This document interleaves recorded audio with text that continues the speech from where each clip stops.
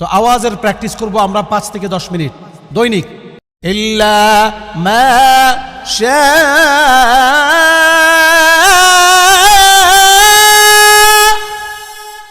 যত উঠানো যায়।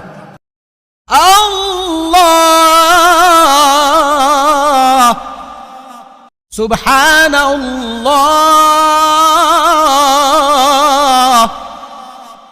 হুয়াল্লাহ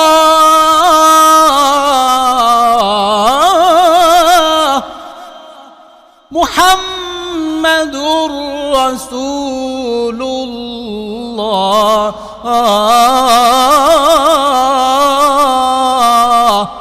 হাইয়া আলাস সালাহ হাইয়া আলাস সালাহ।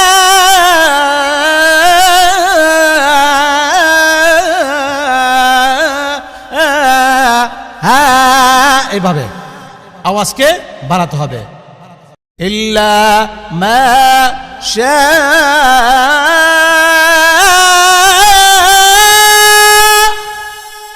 যত উঠানো যায়। আল্লাহ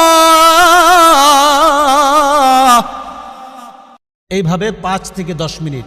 যাদের গলা ভেঙে যাবে তারা আবার প্র্যাকটিস করবে না।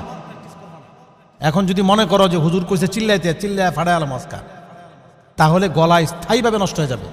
এই জন্য যার গলা ভেঙে যায় সেই গলার যত্ন নিবা, আবার ঠিক হবে, আবার শুরু করবা। এইভাবে আস্তে আস্তে তোমাদের জড়তা কেটে যাবে। ঠিক আছে?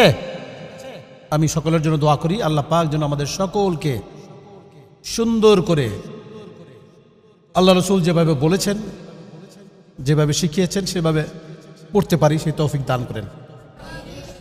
মাখরাজ সিফাত সবগুলো সুন্দর করে আদায় করে পড়তে পারেন, সেই পড়ার তৌফিক দান করেন, সেই জন্য দোয়া চাই।